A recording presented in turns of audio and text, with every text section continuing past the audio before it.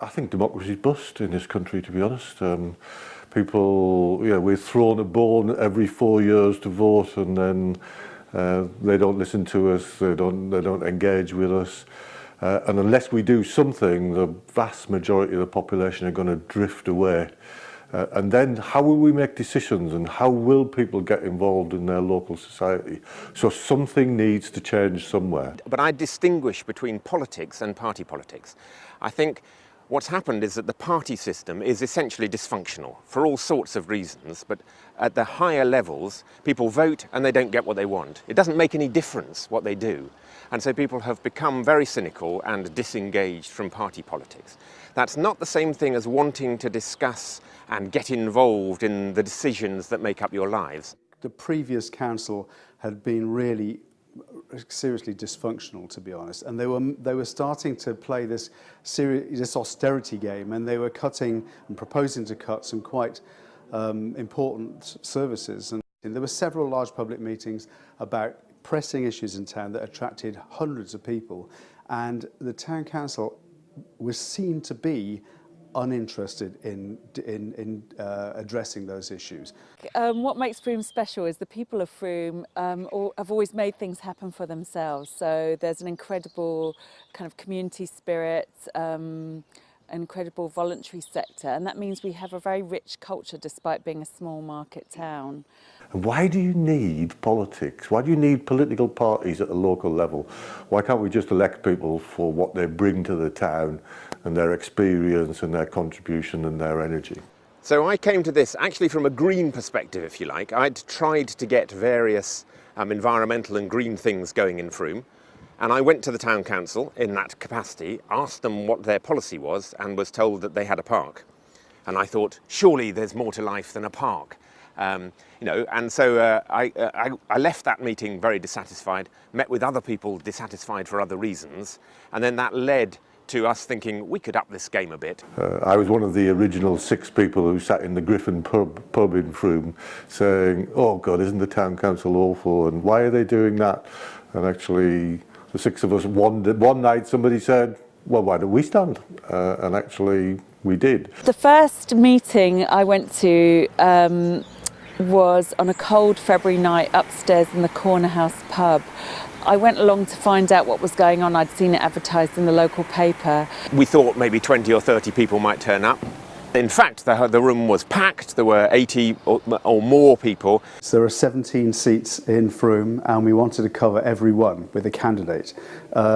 We only had about half a dozen of us at that time who'd expressed a serious interest in taking part. We needed to get more support. We needed to throw it out wider. And by the end of the evening, I found myself kind of tentatively putting my hand up to put my name forward as a councillor. I felt very nervous about it, and I hadn't thought of being a councillor before, but it was a very inspiring meeting. And immediately there were more candidates than places. So we then had to go into a selection process to try and work out, who should actually stand. We've been running for 4 years now, and we've achieved lots of tangible projects like the refurbishment of the cheese and grain, solar panels on the cheese and grain, the pump track at Welsh Mill, buying land to get rid of the allotment waiting list. I could give you a really long list. But one of the most exciting things is bringing different groups in Frome together to help each other. So you might have some quite edgy alternative group. You put them in touch with some traditional group that has great skills, and you can make amazing things happen. So we're filming outside the cheese and grain because this is one of the things which epitomises what we've done. It's about taking a bit of risk, it's about being upfront, and it's about working outside of an ideology. This is a great time to borrow money. Borrowing money is really cheap. So as a town council, we've borrowed money, we've turned an annual subsidy into a long-term loan. So actually we're paying less money than we were as a town, and we spent £500,000 turning this into a wonderful building instead of the sort of place that it was. So it's now a viable business, and financially it all makes sense. Unlike previous councillors, we've not tried to run the town ourselves. We've simply looked out and seen various groups. There's a large number of voluntary groups and other organisations who do lots of really good work in specific areas, and what we wanted to do was to bring them in, to encourage them to do their thing, to help them where they needed it. And that has been such a fantastic resource. So investing, buying land for the town, buying new buildings, saving some buildings like the Cheese and Grain, that's what it's all about as far as I'm concerned. The big markets on the first Sunday of the month are a joint effort. The Town Council was instrumental in making those happen, as were other organisations. It's been hugely successful, and I think it's something that probably one of our, the proudest achievements over the last few years. Well, the numbers have been steadily growing. I think our estimate figures for last Christmas were about 10 to 12,000 people, but I should imagine we have exceeded that. And we're now working with a number of other towns around here so that they can they can take the best things of this model. We're not saying it's perfect, but there's some good things we've done in Frome. Okay. We have changed the staffing arrangements quite a lot, and what we've done is we've employed some exciting people and we've given them really good tasks, and they've blossomed as a result of that. And actually some people have come and worked for this town council for less money because of the reputation, because they know it would be an interesting place to work.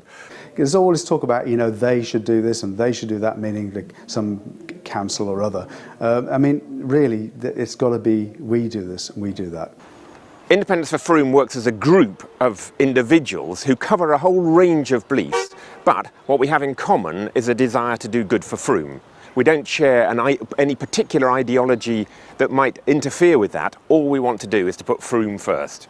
And what we've done with our town councillors as well is really drawn on their experiences, their life history, and used that to the full. And I said to them at the beginning of the 4 years, if we're not all changed at the end of 4 years as councillors, then we've failed, because this should be a life-changing experience. And you know what? I think it has been. And for the future, I hope that this model inspires other places to sort of take control of their town council, work with the communities they're in, and really make things happen.